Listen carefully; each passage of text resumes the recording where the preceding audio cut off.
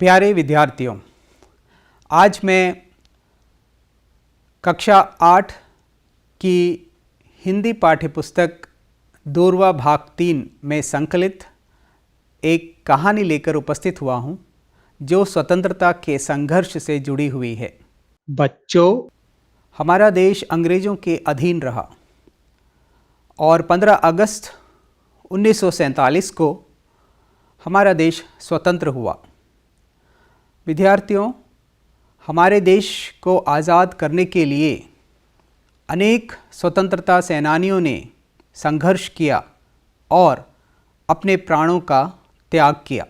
मुझे पता है आप लोगों ने सोचा होगा रानी लक्ष्मीबाई, तात्या टोपे, भगत सिंह, चंद्रशेखर आज़ाद आदि, लेकिन देश के कोने कोने में अन्याय के विरोध करते हुए ऐसे अनेक वीर योद्धा पैदा हुए जिन्होंने अन्याय के विरोध में अंग्रेज़ों से संघर्ष किया और अपने प्राणों का बलिदान दिया।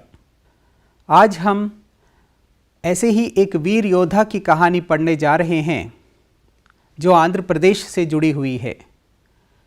कहानी के नायक हैं अल्लूरी श्रीराम राजू। पाठ का नाम है अन्याय के खिलाफ और इसे चकमक से लिया गया है।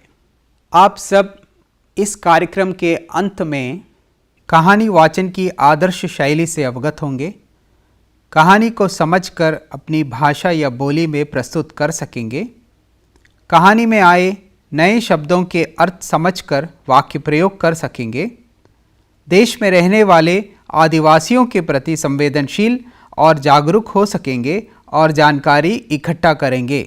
कुछ व्याकरणिक बिंदुओं जैसे मुहावरों के सामान्य परिचय एवं प्रयोग से अवगत हो सकेंगे। आइए अब इस पाठ का आदर्श वाचन करते हैं। कहानी का आदर्श वाचन शुरू करते हैं। 13वां पाठ, अन्याय के खिलाफ। बात 1922 की है। उन दिनों अंग्रेज़ों का शासन था। भारत देश अंग्रेज़ों का गुलाम था। अपने लोगों को तरह तरह के अत्याचार सहने पड़ते थे। अंग्रेज शासन ने अपने स्वार्थ पूरे करने के लिए भारत के लोगों को बहुत डरा धमका कर रखा था, पर उनकी धमकियों के खिलाफ लड़ने की हिम्मत रखने वाले भी लोग थे। ऐसे ही लोग थे आंध्र प्रदेश के कोया आदिवासी और उनके नेता का नाम था श्रीराम राजू। आंध्र के घने जंगलों के बीच रहने वाले कोया आदिवासी सीधी सादी खेती के माध्यम से अपनी रोजी रोटी जुटाया करते थे, पर जब से अंग्रेज़ों ने उनके बीच आकर अपना हक जमाया, उनका जीवन मुश्किल हो गया। अंग्रेज़ों की योजना थी कि घने जंगलों और पहाड़ों को चीरती हुई एक सड़क बिछाई जाए, पर सड़क के निर्माण कार्य के लिए मजदूर कहाँ से आएंगे? यह सवाल जब तहसीलदार महोदय के सामने आया तो उनकी निगाह कोया आदिवासियों पर पड़ी।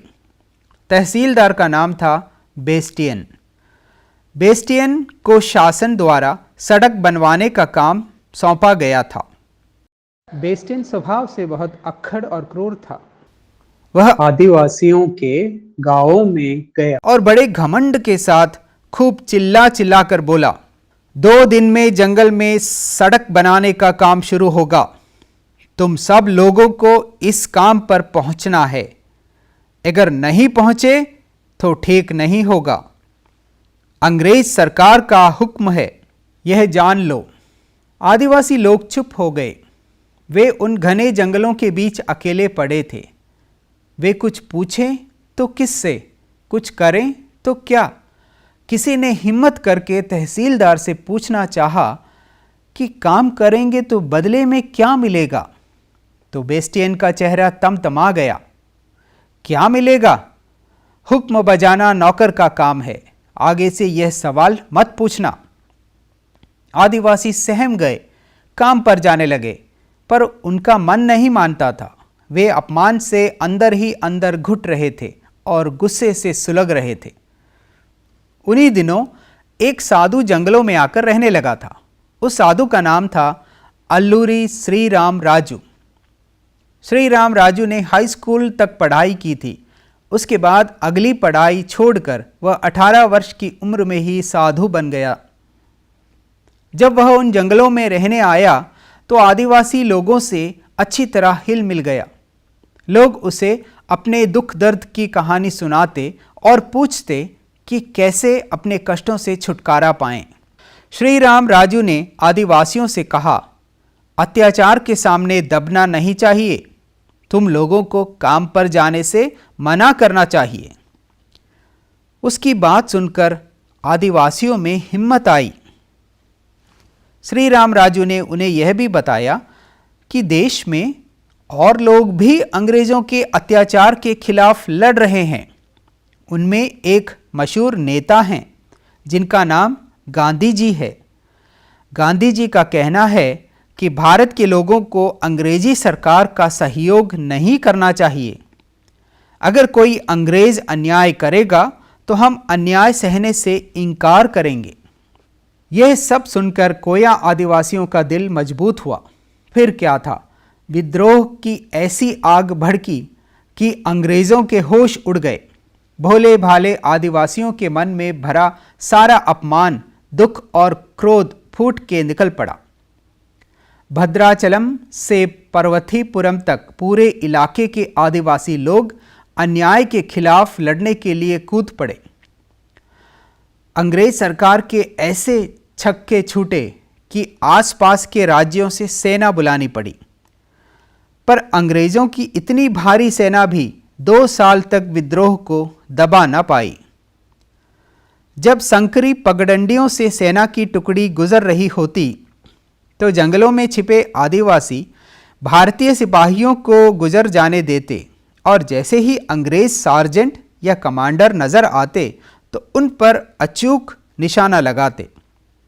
आदिवासियों के विद्रोह से अंग्रेज सरकार इतना डरने लगी थी कि राजू के दल को आते देखकर थानों से पुलिस भाग जाती थी।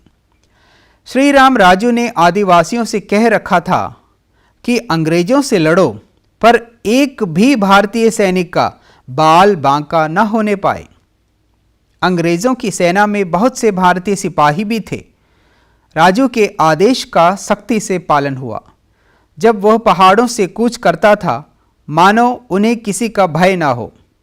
आदिवासी लोग पुलिस चौकियों या सेना पर हमला कर देते थे और उनके अस्त्र शस्त्र लूटकर भाग जाते थे। राजू ने एक कोने से दूसरे कोने तक गुप्त संदेश पहुंचाने के लिए गुप्तचरों का जाल फैला रखा था। अंग्रेजी सेना के आने जाने के संदेश ऐसे पहुंचाए जाते कि किसी को कानों कान खबर ना हो। यह सब देखकर अंग्रेजों ने भी अपने दांतों तले उंगली दबा ली। जंगलों और पहाड़ों में राजू के लोग बड़ी फुर्ती से छिपते फिरते। ऐसे इलाके में हथियारों से लदी अंग्रेज़ों की भारी भरकम सेना अपने आप को कमज़ोर महसूस करने लगती थी। राजू के लोगों को गांव-गांव का सहारा था। गांव के लोग विद्रोहियों को शरण देते और लाख कोशिश करने पर अंग्रेज उनकी खबर नहीं लगा पाते। फिर अंग्रेज़ों को एक तरकीब सूझी। उन्होंने सोचा कि आदिवासियों को लड़ाई में तो हरा नहीं पाएंगे, अब इन्हें भूखे रखकर मारना पड़ेगा। अंदर जंगल के गांव में राशन लाने वाले सारे रास्ते बंद कर दिए गए। किसी को भी सामान का एक जगह से दूसरी जगह पहुंचाना मुश्किल हो गया। लोगों की बंदूकों के कारतूस खत्म हो गए। इसके कारण अंग्रेज़ों के सिपाही गांव में घुसकर लोगों को मारने पीटने लगे। यहाँ तक कि उगी हुई फसल को भी जलाया जाने लगा। आदिवासियों की हिम्मत जवाब देने लगी। आखिर कब तक यह तकलीफ बर्दाश्त की जा सकती थी। राजू के कुछ साथी पुलिस की पकड़ में आ गए थे। एक बार राजू भी पुलिस की गिरफ्त में आकर बुरी तरह जख्मी हो गया था।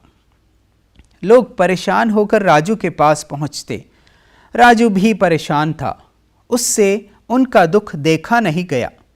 राजू ने सोचा कि अगर मैं अंग्रेज़ों के सामने आत्मसमर्पण कर दूं तो अंग्रेज इन हजारों लोगों को रोज सताना बंद कर देंगे। उसने देखा कि 2 वर्षों के इतने लंबे संघर्ष के बाद लोगों में कठिनाइयों का सामना करने की तैयारी नहीं रह पाई है और अंग्रेज सरकार तो उन्हें भूखा मार कर ही छोड़ेगी। यह सोचकर श्री राम राजू अपने आप को अंग्रेजों के हवाले सौंपने चला। सेना के मेजर गुडॉल मम्पा गांव में डेरा डाले हुए थे। राजू को गिरफ्तार करके उसके सामने पेश किया गया। गिरफ्तारी की खबर सुनकर आसपास के गांव के लोग बड़ी संख्या में वहां इकट्ठे होने लगे। मेजर गुडॉल मन ही मन बहुत अधिक खुश हो रहा था। उसे कहाँ उम्मीद थी कि उनका शिकार खुद जाल में फंसने चला आएगा। राजू मांग कर रहा था कि उसे कचहरी में पेश किया जाए और कानून के हिसाब से उसके साथ बर्ताव हो, पर गुडॉल का कोई इरादा नहीं था कि कोर्ट कचहरी के चक्कर में राजू को अपनी जान बचाने का जरा भी मौका मिले। बस उसके इशारे पर एक सिपाही ने राजू पर गोली चलाई और उसका काम तमाम कर दिया गया। इस तरह अल्लूरी श्री राम राजू अपने लोगों की खातिर शहीद हुआ। इसके बाद कोया आदिवासियों का आंदोलन टूट गया, पर अंग्रेज सरकार ने अच्छा खासा पाठ पढ़ लिया था। वे समझ गए थे कि आदिवासियों के साथ मनमर्जी नहीं की जा सकती। तब से आदिवासियों के हितों की रक्षा करने के लिए विशेष कोशिश करने का फैसला हुआ। अपने देश के इतिहास में कोया आदिवासियों ने अन्याय के खिलाफ लड़ने की मिसाल स्थापित की। चकमक से आपने इस कहानी पाठ के दौरान कुछ नए शब्दों पर गौर किया होगा, तो आइए इनके सामान्य अर्थ एवं वाक्य प्रयोग को जानते हैं। पहला, गुलाम अर्थात जो किसी के अधीन हो, जिसे अंग्रेजी में स्लेव कहते हैं। वाक्य प्रयोग, गुलाम व्यक्ति अपनी इच्छा से कोई काम नहीं कर सकता। दूसरा, धमकी देना अर्थात किसी को डांट कर डराना, जिसे अंग्रेजी में थ्रेटन कहते हैं। वाक्य प्रयोग, चोर बैंक लूटने की धमकी देकर चले गए। तीसरा, हक अर्थात अधिकार, जिसे अंग्रेजी में राइट कहते हैं। वाक्य प्रयोग, जनता का हक है कि वह अपना वोट अपनी इच्छा से करे। चौथा, निगाह अर्थात नज़र, जिसे अंग्रेजी में साइट कहते हैं। वाक्य प्रयोग, सेना की निगाह से बचकर देश के अंदर प्रवेश करना असंभव कार्य है।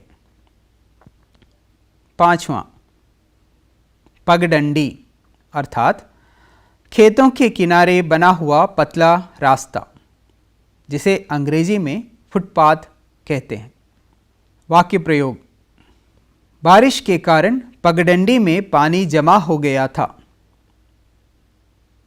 छठा, टुकड़ी अर्थात समूह, अंग्रेजी में जिसे ट्रूप कहते हैं। वाक्य प्रयोग, भीड़ को रोकने के लिए सेना की टुकड़ी तैनात कर दी गई। सातवां, अचूक अर्थात खाली न जाने वाला, जिसे अंग्रेजी में श्योर कहते हैं। वाक्य प्रयोग, भागते हुए चोर पर अचूक निशाना लगाना पुलिस के लिए आसान कार्य नहीं था। आठवां, तरकीब अर्थात उपाय, जिसे अंग्रेजी में आइडिया कहते हैं। वाक्य प्रयोग, कोरोना से बचने की तरकीब है सामाजिक दूरी बनाकर रहना। नवा, मिसाल अर्थात उदाहरण, जिसे अंग्रेजी में एग्जाम्पल कहते हैं। वाक्य प्रयोग, नेताजी द्वारा हिंदी में भाषण देना राष्ट्र प्रेम की एक बड़ी मिसाल है।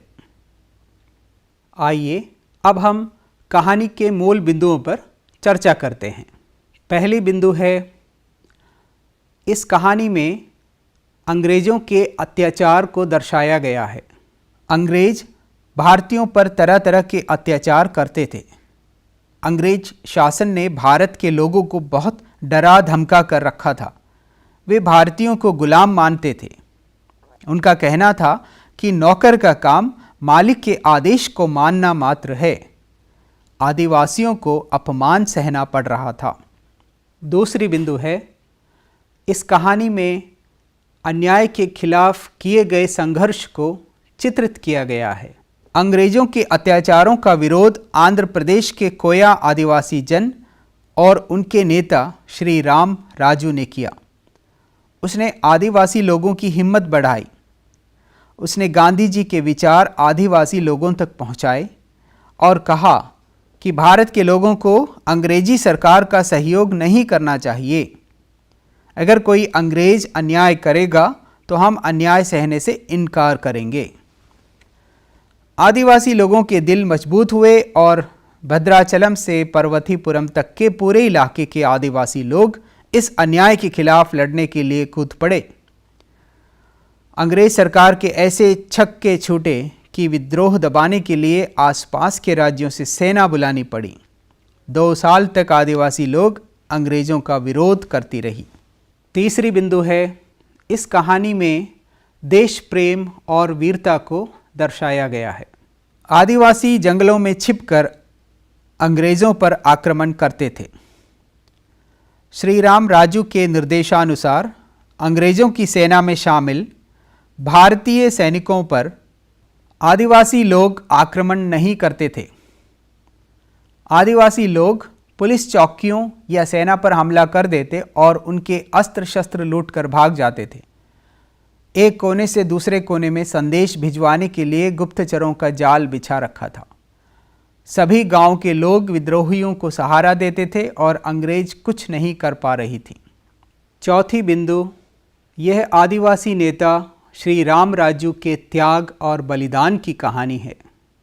अंग्रेज़ों ने आदिवासी लोगों के राशन पानी के सभी रास्तों को रोककर उन्हें भूखे रखकर पराजित करने की चाल चली।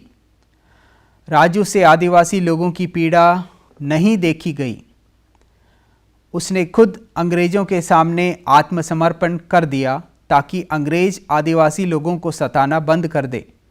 लेकिन अंग्रेज़ों ने चालाकी से राजू की गोली मारकर हत्या कर दी। राजू लोगों के लिए शहीद हो गया और आदिवासी लोगों का आंदोलन टूट गया। कोया आदिवासियों ने अन्याय के खिलाफ लड़ने की मिसाल स्थापित की थी। आइए अब हम कहानी की शैली पर चर्चा करते हैं। यह सच्ची घटना पर आधारित एक प्रेरक कहानी है। कहानीकार ने सीधी सादी मुहावरेदार भाषा का प्रयोग किया है। कहानी अन्याय के विरुद्ध खड़े होने की प्रेरणा देती है और दूसरी तरफ आदिवासी लोगों के प्रति संवेदनशील भावना जगाती है। कहानीकार ने आवश्यकतानुसार उर्दू अंग्रेजी शब्दों का भी प्रयोग किया है। यह कहानी गांधी जी के असहयोग आंदोलन की ओर भी संकेत करती हुई दिखाई देती है। अन्याय के खिलाफ लड़ने का संदेश भी देती है। कहानी बाल पाठक के मन में वीरता का संचार करती है। विद्यार्थियों, आइए अब हम इस पाठ में प्रयुक्त व्याकरणिक बिंदु पर चर्चा करते हैं। आपने आदर्श वाचन के दौरान कुछ ऐसे वाक्यों पर गौर किया होगा जो आपको काफ़ी रोचक और आकर्षक लगे होंगे। जैसे, एक सिपाही ने उसका काम तमाम कर दिया। आदिवासियों की हिम्मत जवाब देने लगी। अंग्रेज़ों ने अपने दांतों तले उंगली दबा ली। किसी को कानों कान खबर न हो। अंग्रेज सरकार के छक्के छूट गए। अंग्रेज़ों के होश उड़ गए। भारतीय सैनिकों का बाल बांका न होने पाए। इन वाक्यों में काम तमाम करना, हिम्मत जवाब देने लगना, दांतों तले उंगली दबाना, कानों कान खबर न होना आदि वाक्यांश मुहावरे कहलाते हैं। अर्थात सामान्य अर्थ को छोड़कर किसी विशेष अर्थ को प्रकट करने वाले वाक्यांश मुहावरे कहलाते हैं। मुहावरों का प्रयोग भाषा को सुंदर, प्रभावशाली तथा संक्षिप्त व सरल बनाने के लिए किया जाता है। मुहावरों को वाक्यों में प्रयोग करने से पहले हमें कुछ ज़रूरी बातों को ध्यान में रखना चाहिए। पहले मुहावरों का अर्थ जान लेना चाहिए। वाक्य में मुहावरे का प्रयोग इस तरह करें कि अर्थ स्पष्ट हो। वाक्य में अर्थ का नहीं, मुहावरे का प्रयोग करना चाहिए। जैसे पुलिस को देखते ही चोर 9-2-11 हो गया, अर्थात पुलिस को देखते ही चोर भाग गया। प्रिय विद्यार्थियों, आशा करते हैं कि आपको यह कहानी पसंद आई होगी। हमने आपके लिए कुछ प्रश्न तैयार किए हैं जिनके उत्तर आपको देने हैं। पता कीजिए कि भारत की आज़ादी के लिए संघर्ष करने वालों में आपके प्रदेश से कौन कौन व्यक्ति थे। उनमें से किसी एक के बारे में मित्रों के साथ चर्चा कीजिए। निम्नलिखित प्रदेशों में कौन कौन से आदिवासी रहते हैं? इंटरनेट की सहायता से पता करके लिखिए। सन 1857 में स्वतंत्रता की चिंगारी को फैलाने में कारतूसों ने बहुत महत्वपूर्ण भूमिका निभाई थी। इंटरनेट की सहायता से इसके बारे में खोजबीन कीजिए तथा अपने मित्रों के साथ चर्चा कीजिए। आज के कार्यक्रम में हमने सीखा, कहानी वाचन की आदर्श शैली से परिचित हुए, कहानी में आए नए शब्दों के अर्थ और वाक्य प्रयोग को जान सके, कहानी के मूल उद्देश्य से अवगत हुए, मुहावरों के अर्थ और प्रयोग से परिचित हुए। आज के कार्यक्रम में बस इतना ही। फिर मिलेंगे एक नए पाठ के साथ। तब तक घर पर रहें, सुरक्षित रहें। धन्यवाद।